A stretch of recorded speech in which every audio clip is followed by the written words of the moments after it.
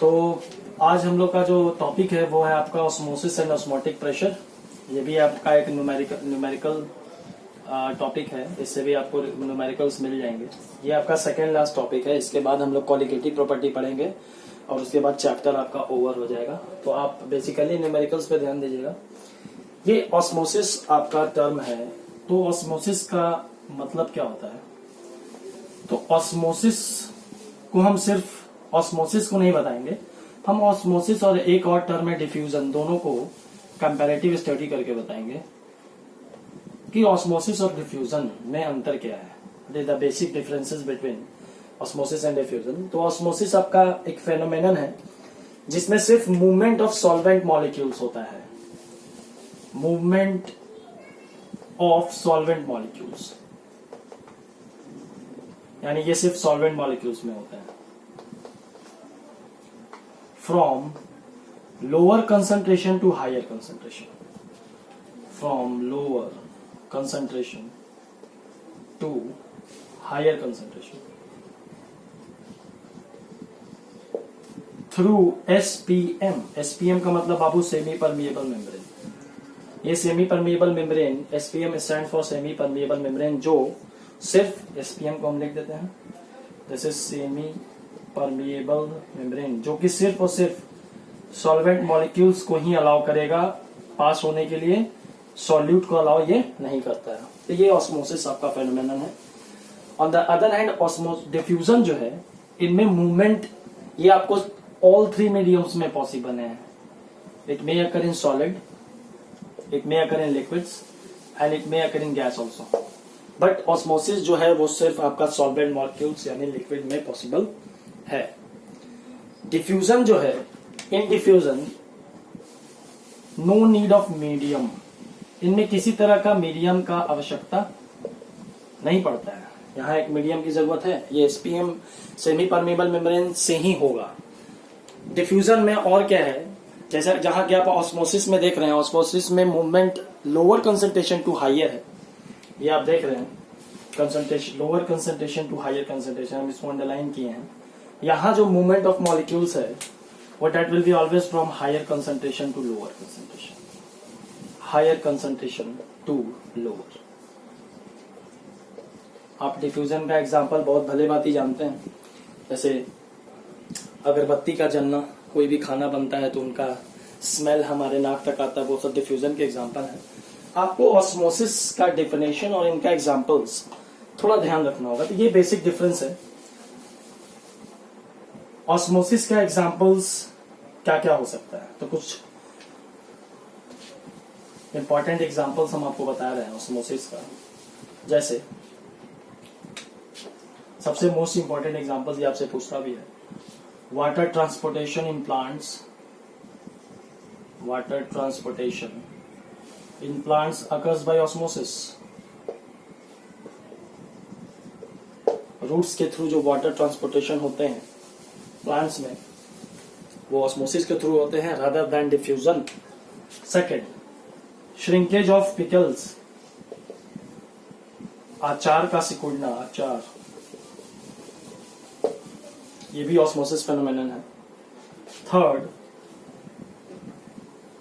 Salting of raw meat, कच्चे meet को नमक तेल हल्दी लगा के रखना, जब उसको पकने में, जब उसको सिझाने में थोड़ा देर से बनाना हो, उसको थोड़ा देर प्रिजर्व रखना हो, तो अगर आपके पास फ्रिज अवेलेबल नहीं है तो उनको सॉल्टिंग, ये पुराना मेथड है, उस रॉ मीट को सॉल्टिंग किया जाता है ताकि उसमें बैक्टीरियल ग्रोथ या माइक्रोबियल इन्फेक्शंस ना हो।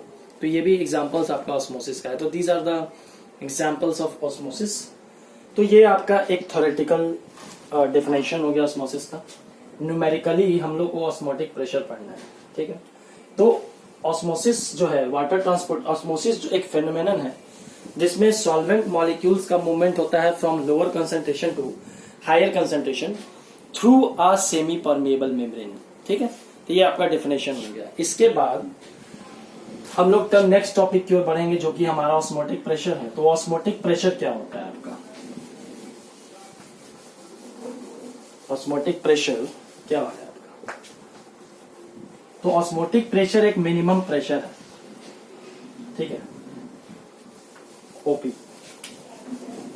हम यहाँ ऑस्मोटिक प्रेशर को ओपी लिख रहे हैं, यहाँ इसको पाई से डिनोट किया जाता है। ठीक है, क्या है भाई, तो minimum pressure required to prevent osmosis, वो मिनिमम प्रेशर जिस पर ऑस्मोसिस बंद हो जाए, स्टॉप हो जाए, तो उसको हम लोग ऑस्मोटिक प्रेशर बोलते हैं। यानी ये एक मिनिमम प्रेशर है, न्यूनतम प्रेशर, जो कि सॉल्यूशन में अप्लाई किया जाता है ताकि ऑस्मोसिस फेनोमेनन रुक जाए, मूवमेंट ऑफ मॉलिक्यूल्स रुक जाए, तो उस मिनिमम प्रेशर को हम लोग ऑस्मोटिक प्रेशर बोलते हैं। तो इससे रिलेटेड न्यूमेरिकल क्या है आपका, तो इससे रिलेटेड ये है, न्यूमेरिकल है, यही आपका मेन पॉइंट हुआ। Experimentally, these all are experimentally derived equations, experimentally pi जो है यानी ऑस्मोटिक प्रेशर, ठीक है, वो directly proportional to concentration of solution होता है, यानी C, कंसंट्रेशन ऑफ सॉल्यूशन।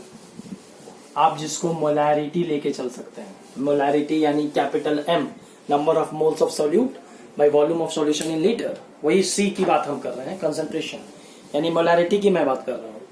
और डायरेक्टली प्रोपोर्शनल होता है टेम्परेचर, वो भी केल्विन में।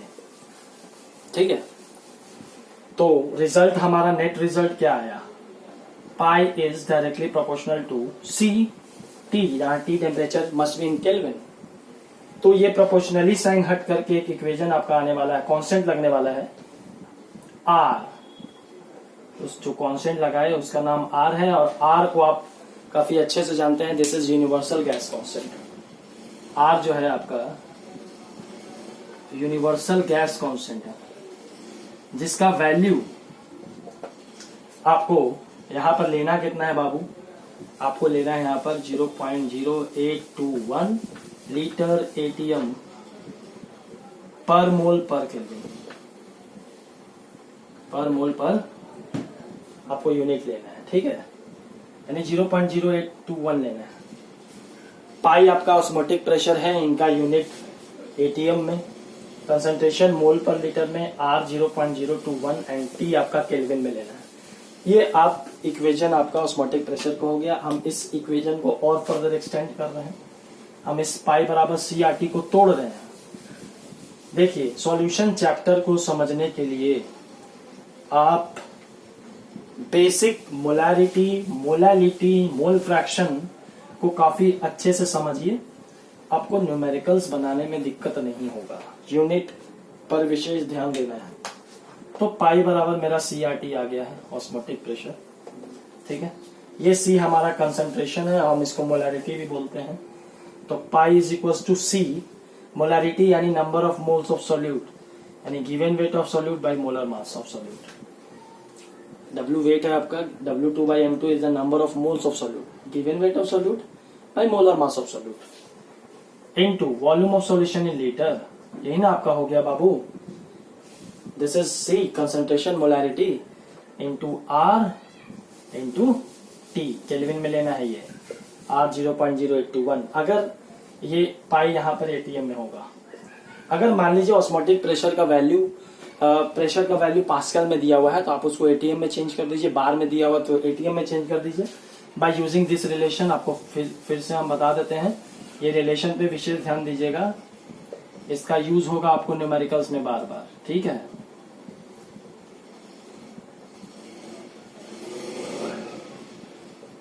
ये आप ध्यान देना है आपको, इसमें लापरवाही नहीं कीजिएगा, क्योंकि आपका न्यूमेरिकल्स फिर गलती हो जाएगा। आपको किसी में भी, इन सबों में कोई भी यूनिट में दिया हुआ है, आप उनको एटीएम में चेंज कर दीजिए ऑस्मोटिक प्रेशर को। ठीक है, आपसे डिमांड पास्कल में भी करेगा प्रेशर, तो पास्कल में करेगा तो ये रिलेशन यूज कर लीजिएगा, एक एटीएम में इतना पास्कल, 1.01 × 10⁵। यहां से ये आपका पाई हो गया। कभी कभी वॉल्यूम में भी आप गड़बड़ाते हैं, तो वॉल्यूम का यूनिट आप जान लीजिए। वॉल्यूम अगर इफ पाई आपका पास्कल में लिया हुआ है और वॉल्यूम पाई ऐसा यूनिट हो गया प्रेशर का पास्कल, वॉल्यूम का ऐसा यूनिट मीटर क्यूब होता है ना कि लीटर होता है। तो आप मीटर क्यूब में दिया हुआ तो इनको लीटर में चेंज कीजिए, अब पास्कल में दिया हुआ है तो इनको एटीएम में चेंज कीजिए, तब आर का वैल्यू लीजिएगा 0.0821। ठीक है, समझ रहे हैं बात।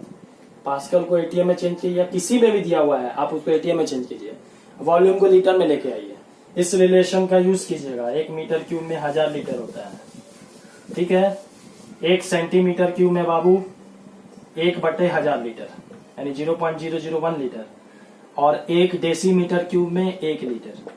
इन यूनिट्स को यूज करके आप इनका क्वेश्चन बनाइए ऑस्मोटिक प्रेशर का, आपसे न्यूमेरिकल बन जाएगा। तो ये आपका ऑस्मोटिक प्रेशर से रिलेटेड न्यूमेरिकल्स का ये आपका टॉपिक था।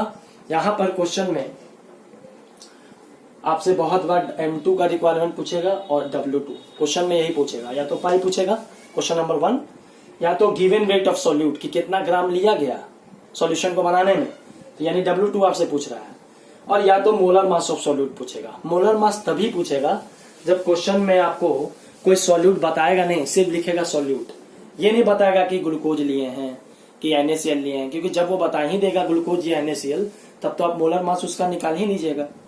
समझ रहे हैं। तो इस टॉपिक से रिलेटेड न्यूमेरिकल पाई बराबर CRT। तो अभी तक हम लोग न्यूमेरिकल्स का बहुत सारा टॉपिक पढ़ चुके हैं। ये आपका वीडियो न्यूमेरिकल ऑस्मोसिस और ऑस्मोटिक प्रेशर से रिलेटेड था। आप इससे जुड़े हुए जितना भी सवाल हैं आप उसको सॉल्व कीजिए। हम लोग ये इसके बाद इसमें कुछ आपका थ्योरेटिकल टॉपिक और है, जैसे type of solutions on the basis of osmosis, फिर आपका रिवर्स ऑस्मोसिस केस क्या होता है। तो ये सब केस आपको हम नेक्स्ट वीडियो में हम आपको प्रोवाइड करेंगे।